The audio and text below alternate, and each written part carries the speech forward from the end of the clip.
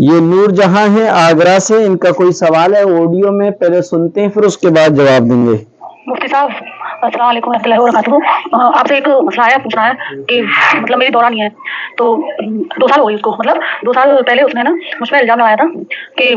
میں نا اس پہ کچھ کرا رہی ہوں، کچھ کرا دیا، اس لیے وہ بیمار رہتی ہے، پریشان رہتی ہے۔ تو اس نے مجھ سے کی تھی کہ نا تم قرآن شریف کی قسم کھاؤ مسجد میں گھس کر۔ تو اس وقت تو میں نے کہہ دی تھی اس سے کہ ہاں میں کھا لوں گی قرآن شریف کی قسم۔ پھر جیسے کسی اور سے مطلب یہیں لیڈیزوں سے کسی اور سے بات میں نے 2 4 سے پوچھی تو نے کہا کہ نہیں قرآن شریف کی قسم مت کھانا، بہت بڑی چیز ہے قرآن شریف۔ تو یہ دماغ میں میرے بھی تھی کہ ہاں میں نہیں کھاؤں گی، مگر آج ایسا ہوا کہ کوئی میرے لڑکا مکہ جا رہا تھا بڑا والا، تو ایسی بات پہ بات پڑی تو قرآن شریف کو کہہ رہا تھا مجھ سے کہ امی تم کھا لیتی ہیں چاچی قرآن شریف کی قسم کھلا رہی تو تمہیں کھلا قرآن شریف کی قسم نہیں کھاؤں گی میں نے کہا پر میں تیری قسم پاپا کی سب کی قسم کھانے کی کہہ تو دی تھی اس سے، کہا کوئی بات نہیں ہے یہ تو حدیث ہے، اگر کوئی ایسا مسئلہ آ پڑے تو ہم قرآن شریف کی قسم کھا سکتے ہیں۔ تو تم نے قسم کی تھی مجھ سے کہ اگر قرآن تم نہیں کرا رہی ہیں اس پہ، اب نہیں کرایا تم نے تو قرآن شریف کی قسم کھا لیں۔ اب مجھے صاحب آپ سے یہ پوچھ رہی ہوں مگر کھا لوں میں قرآن شریف کی قسم، میں نے نہیں کرایا اسے، یہ تو میرا خیر اللہ گواہ ہے، مگر میں کھا سکتی ہوں قرآن شریف کی قسم؟ تو دیکھا آپ نے سنا کس طریقے سے لوگ جو ہے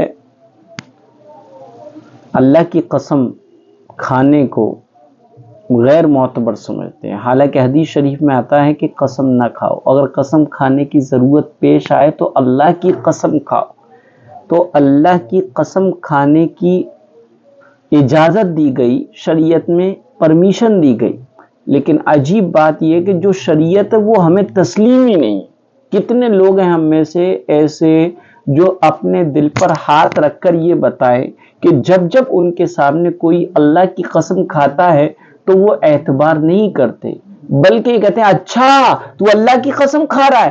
اللہ تو مرے گا ہی نہیں، یعنی قسم کھانے کا مطلب ان کے یہاں پر کسی کو مارنا ہوتا ہے، حالانکہ یہ بالکل غلط ہے۔ اگر کسی نے اللہ کے قسم کھانے کی والے کی بات کا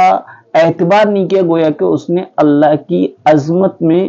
کمی اور کیا ہے حقارت کی ہے۔ لہذا جو ہے اللہ کی کوئی قسم کھا لے تو اس کا اعتبار کرنا چاہیے، کیونکہ اللہ عظیم ہے اور قسم اس کی کھائی جاتی ہے جو عظمت والا ہو، بڑا ہو۔ البتہ مخلوق کی قسم کھانے کو شریعت میں منع کیا گیا، لیکن عجیب بات یہ کہ مخلوق کی قسم کھائی جائے، غیر اللہ کی قسم کھائی جائے تو اس کا اعتبار بھی کر لیا جاتا ہے، بلکہ اس کو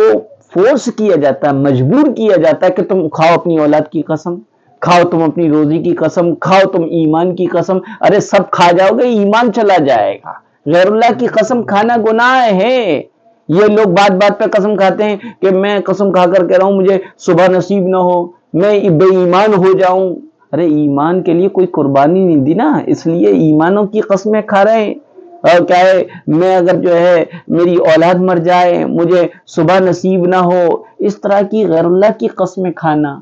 جائز نہیں ہے۔ قسم کھانے کی ضرورت پڑے تو اللہ کی قسم کھاؤ، اللہ کے علاوہ کسی اور کی قسم کھانا گناہ کبیرہ ہے۔ لہذا آپ کو جنہوں نے بتایا تھا کہ تم اللہ کی قسم مت کھانا بہن جو ہے، یا قرآن کی قسم مت کھانا، حالانکہ قرآن اللہ کا کلام، اللہ خالق ہے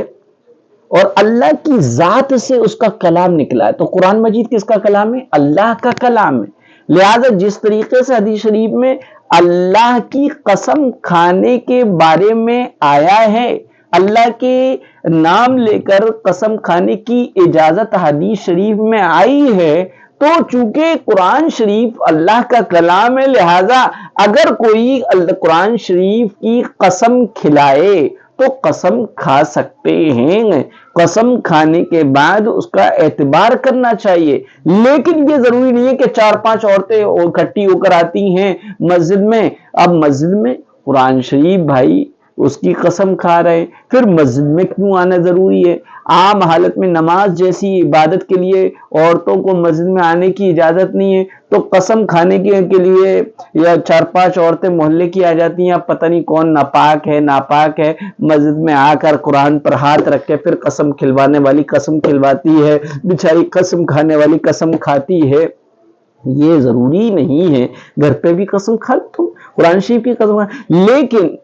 یہ بھی ہم نے دیکھا ہے کہ جو لوگ قرآن کی قسمیں کھا لیتے ہیں، اولاد کی قسم کھا لیتے ہیں، ایمان کی قسمیں کھا لیتے ہیں،